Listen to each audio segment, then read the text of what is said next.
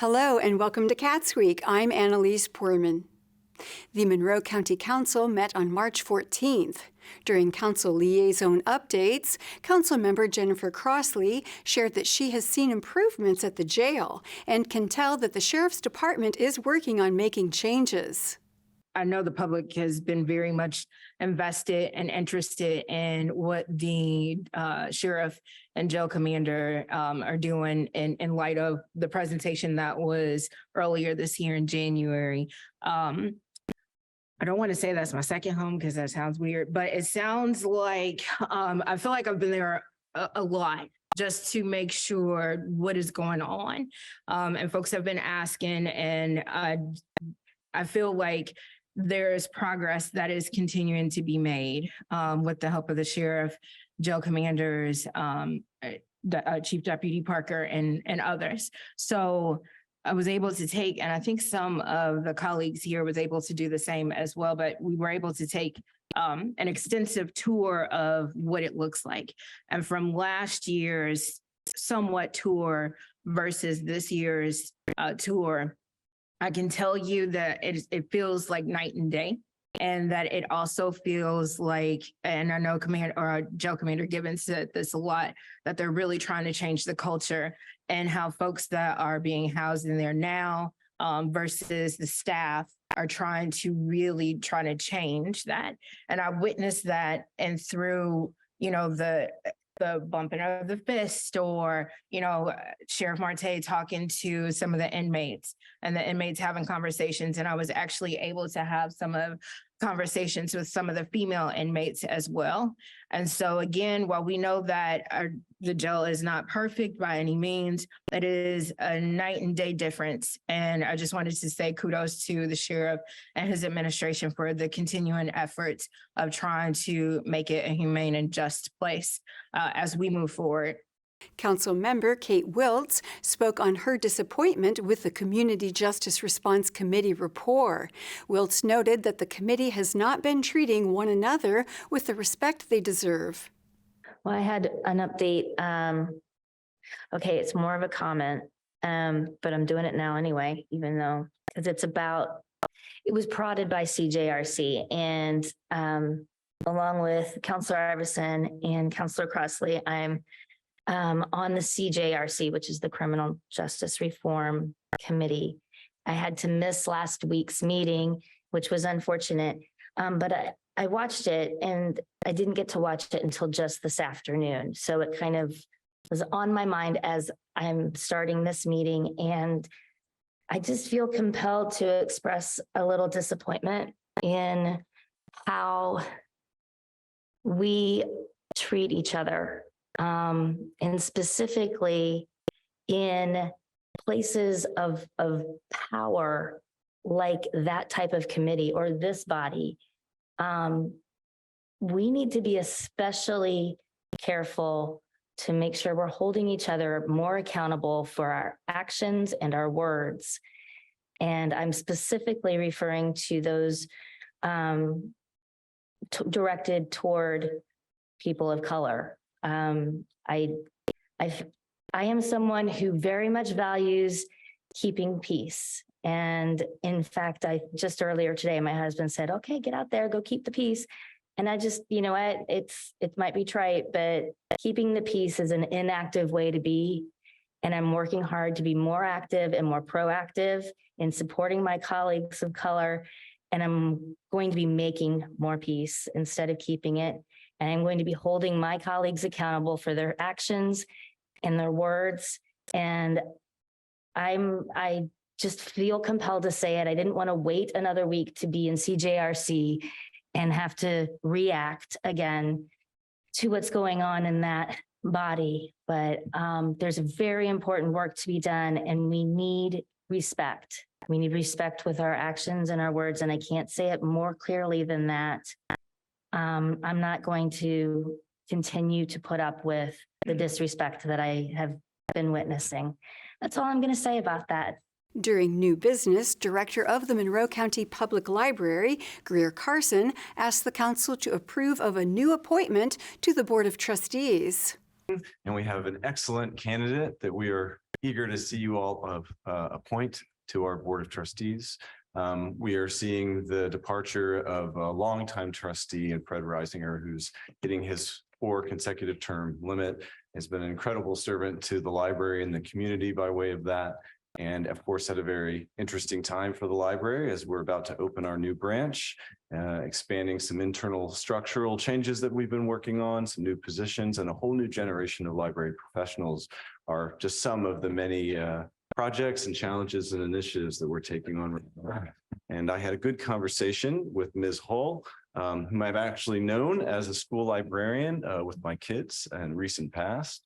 So a familiar face, someone who clearly understands library's mission, but also the importance of intellectual freedom and free and equitable access to information, which is a huge part of what we do.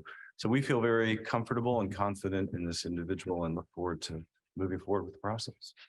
Council member Marty Hawk suggested that a county council member be appointed to the Library Board of Trustees as a liaison to better support them. Councilmember Trent Deckard commended the Board of Trustees for their work and their leadership with the development of the Southwest Branch. I do think it sounds like you have found an ideal candidate, and that is awesome. I want to recognize really the importance of the library while you're here. And I think it's important for us always to come back to that. And I hear that theme. As a kid growing up, particularly out in the junior high school days out near Ellettsville, that branch was absolutely indispensable to my own personal growth. And so I'm pleased about the Southside branch that is going in. And that is the kind of leadership I think that this board has done and had vision for. You know, as a kid, kind of seeing just the library as a central downtown place, that's a singular vision, but there's been expansion and leadership, and I appreciate that. I also want to recognize Mr. Reisinger. I had a chance to catch up with him recently, and he was telling me lots of great stories, some about writing textbooks and some about library experiences.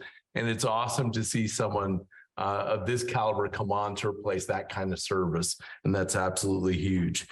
Deckard supported Hawk's suggestion to appoint a council liaison and shared that he would be interested in the position. The council approved the appointment of Christine Hull unanimously. And we'll have more Cats Week after this message.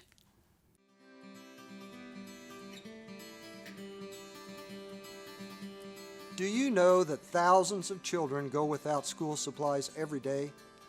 Teachers Warehouse is a 100% volunteer-powered organization. We service the educational and creative needs of students in Monroe, Brown, Greene, Lawrence, and Owen counties by distributing school supplies free to the teachers. Teachers Warehouse is composed of 7 rooms filled with books, pencils, paper, and even tools to motivate students. If it's in a classroom, we'll supply it. To donate new or gently used school supplies or volunteer, give us a call at 812-929-7522 or email us at contact@teacherswarehouse.net.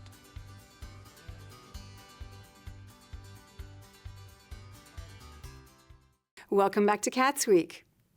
On March 14th, the Bloomington Board of Public Works heard a request from Turning Point USA at Indiana University to paint a street mural that reads "All Lives Matter." City Attorney Michael Rooker gave some background information on the controversial proposal. He said that city staff recommends the board deny Turning Point's special events application. Turning Point USA has proposed to paint, quote, an approximately 12-foot by 120-foot All Lives Matter street mural on East Kirkwood in front of the Von Lee Building and Indiana University parking lot, end quote. Turning Point is proposing to paint the mural on April 7th and April 8th of this year. Over the last couple of months, Turning Point and city staff have worked through Turning Point's application to address multiple issues with the application. However, because Turning Point's application is inconsistent with the city's policy and procedures on private art installations within the public right-of-way, staff is recommending that the board deny Turning Point's special event application. As the board may recall, late last year, the board adopted the policy and procedures on private art in the public right-of-way. Turning Point's application is inconsistent with the policy because the application is for Number one, an art installation. Number two, it's proposed by a private actor. Number three, it includes words. Number four, it is proposed to be installed in the public's right-of-way. And number five, it is expected to remain in the right-of-way for more than 7 days.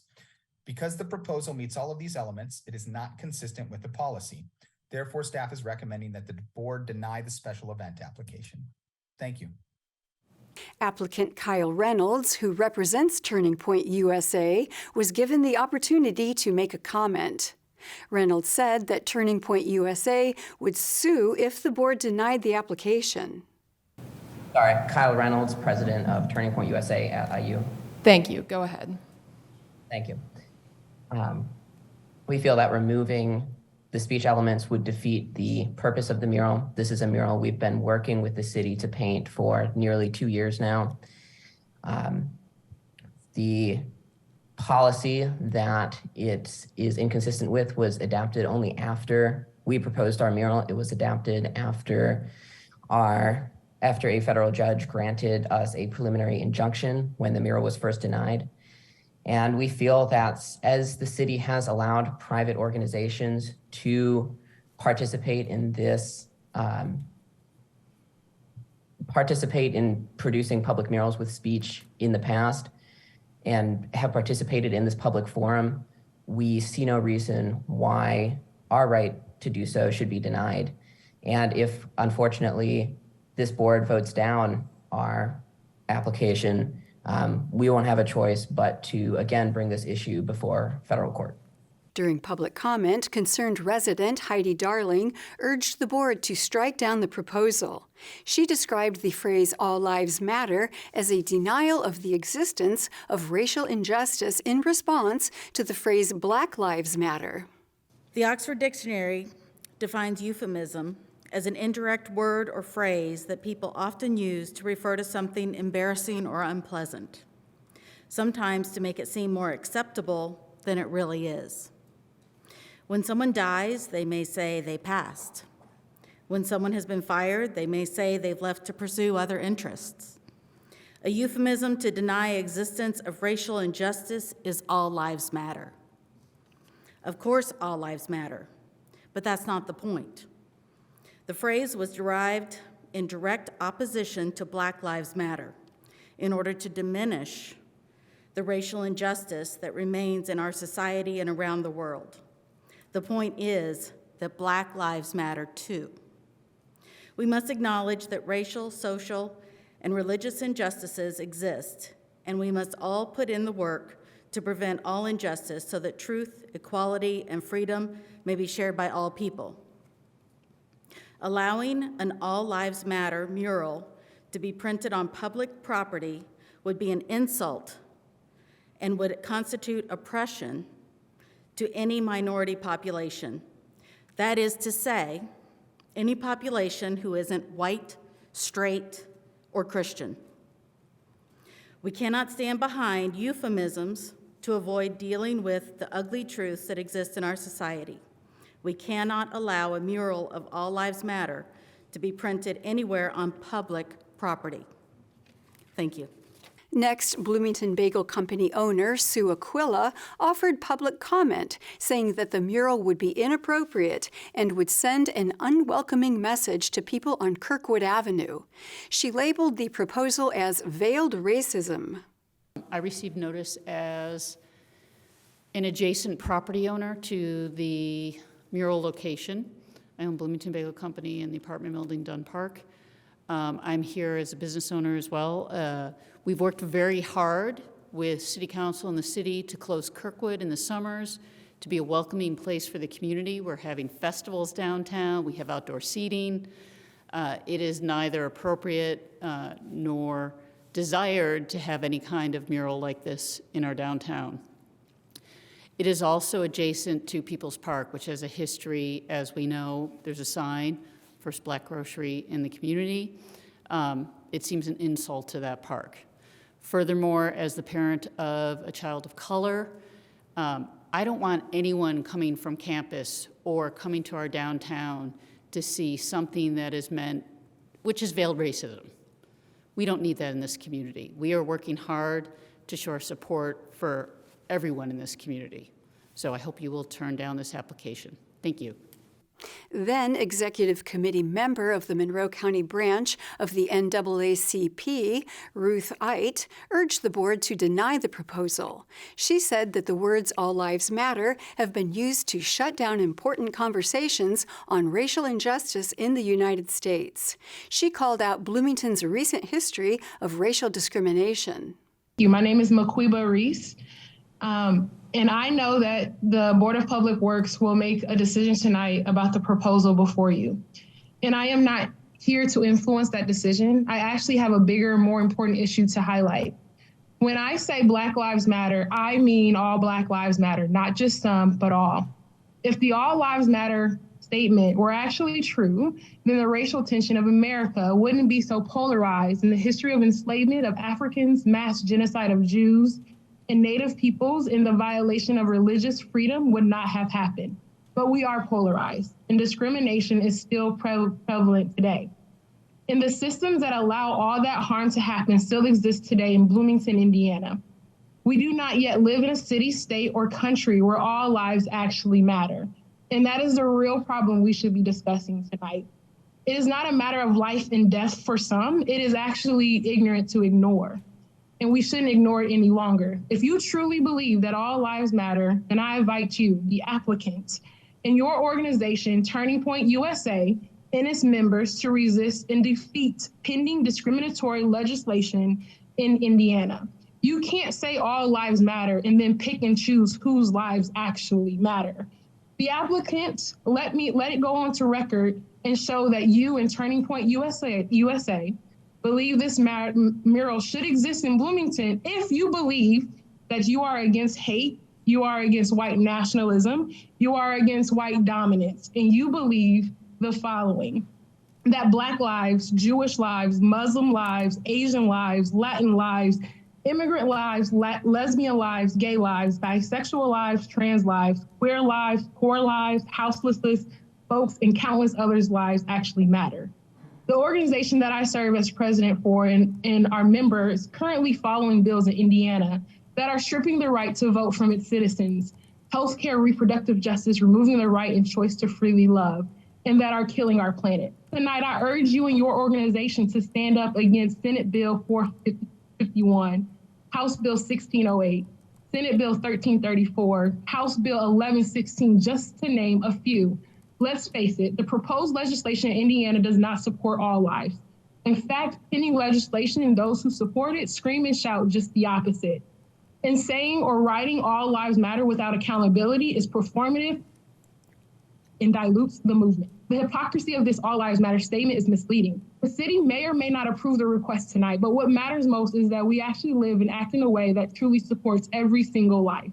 The board voted unanimously to deny the proposal. And we'll have more Cats Week after this message.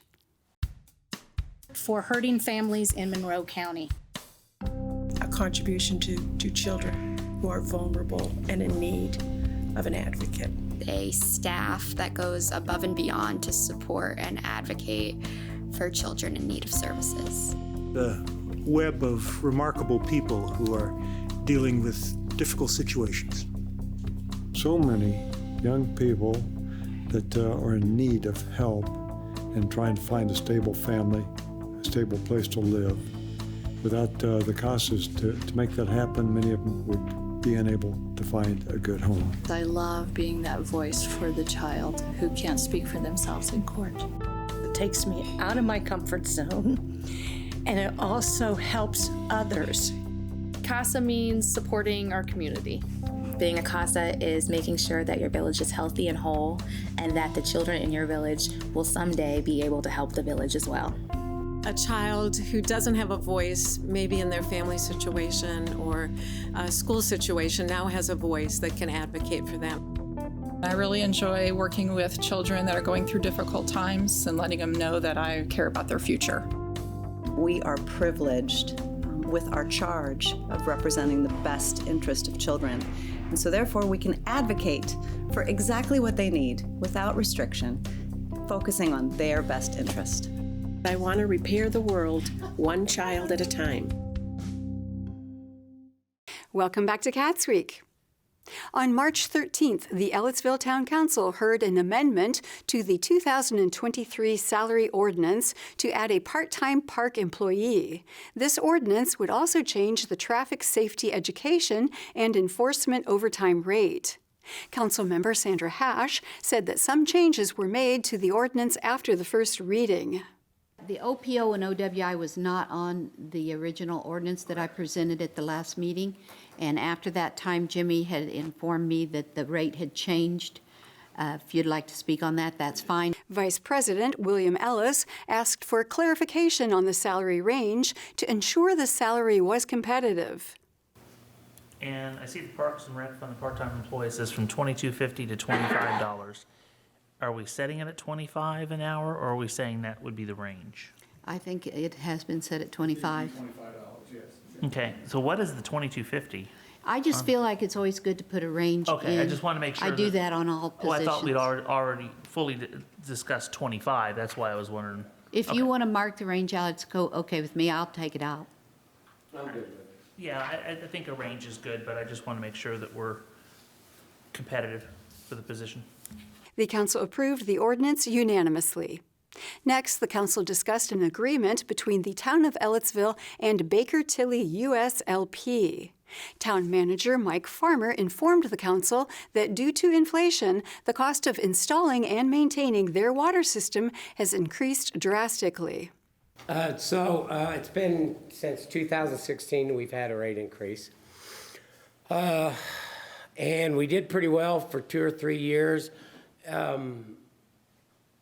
making the old rate work as it should, but it only has a life because of inflation and other factors. And we have now super inflation, especially in our industry. I was signing claims before I came in here, and plastic 12-inch pipe is 46 cents a foot every foot. $46. Every foot's $46. We had a repair to make west of town, and we bought 2 sticks of 12-inch pipe, and it cost $1,800.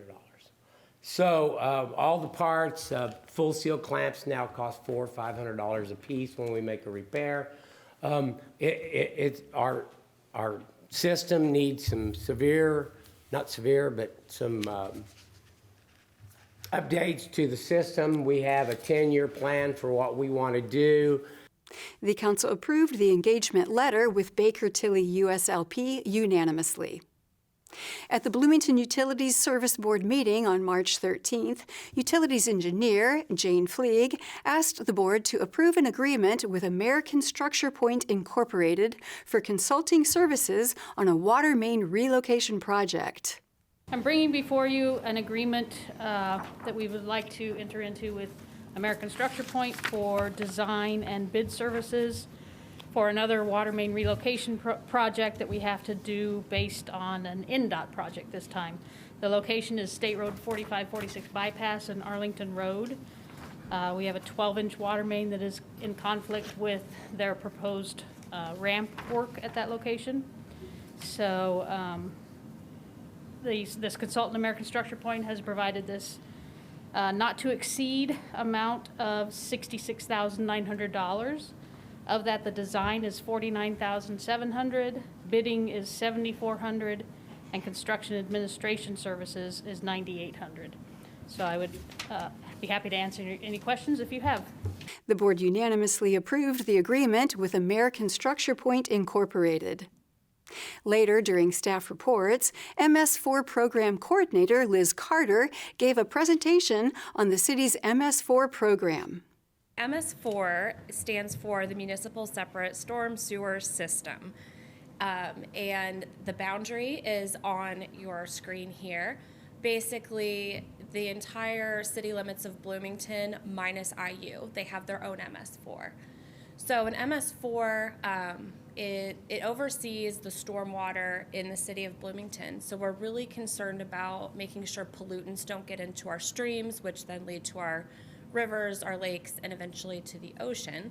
So that's what my whole group does. For the various ways that pollutants can get into our stormwater, we try to stop that from happening. So I came from planning before I worked at CVU, and when people ask me what I do now, I tell them that I'm the Lorax of our streams, and I think that's kind of a succinct way of putting it. So we have a permit with IDEM. It's our general permit, our MS4 general permit, and we have to do an annual report, which is due April 1st, so real soon. One of the things we have to do before that report is give a presentation to a board about the status of our program. So here I am. The next Bloomington Utilities Service Board meeting will be held on March 27th. And that is all for CATSweek. Thank you for joining us. For CATS and WFHB, I'm Annalise Poorman.